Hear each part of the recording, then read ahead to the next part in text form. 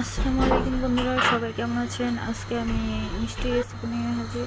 তো আগে থেকে আমি শিরা বানিয়ে নিয়েছিলাম, তো মিষ্টির ছানাটা আমি তৈরি করে নিয়েছিলাম। এটা আপনাদেরকে আমি দেখাই নাই, কিছু কমপ্লিট করে রেখেছিলাম, এটা দেখানো হয় নাই। তো পারফেক্ট হবে কি না এই জন্য আপনাদের সাথে শেয়ার করি না, নেক্সট ভিডিওতে আমি শেয়ার করবো আরেকবার বানাবো।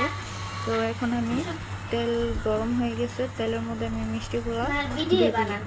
তো জাম কালার করবো, তো যেরকম আমি 3 রকমের করব কালার, এই জন্য প্রথমে আমি এগুলা মানে ভালো করে নেব, মানে ভেজে এরকম কালার হয়ে গেলে উঠিয়ে নেব। তো মিষ্টিটা প্রায় হয়ে গেছে ভাজা, তো আমি এখন ছাঁকনির সাহায্যে আমি ছেঁকে নেব। এক এক করে আমি সবগুলো মিষ্টি অল্প অল্প করে আমি ভেজে নেব। তো ওইটা বেশি কালো করছিলাম, তো এটা একটু হালকা হালকা কালো করে নেব।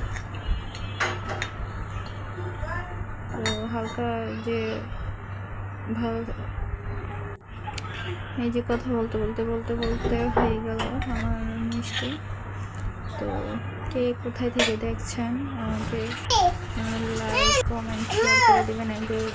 বলতে বলতে সবগুলো মিষ্টি আমি করে ফেললাম। এখন আমি শিরার মধ্যে মিষ্টি করলেও আমি একদিনের জন্য রেখে দেবো। যে আমার একদিন পরে আমি মিষ্টিগুলো ফ্রিজে রেখে দিয়েছিলাম, এই যে আমার মিষ্টি ফাইনাল।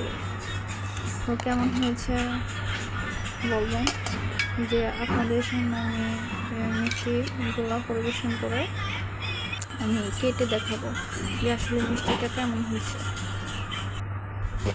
এখন আমি মিষ্টিগুলোর গায়ে আমি গুঁড়ো দুধ ছিটিয়ে দিয়েছি একটু ভালো ডেকোরেশনের জন্য। তো আমি একটা মিষ্টি নিয়ে এখন আমি আপনাদের সামনে কেটে দেখাবো। যে জাম কালার মিষ্টিটা নিয়েছি, তো এটা কেটে দেখেন কি সফট হয়েছে। বুঝতে পারি না যে এত সুন্দর মিষ্টি হবে, এই জন্য আমি পুরোটা শেয়ার করিনি। তো আসলে ভালো।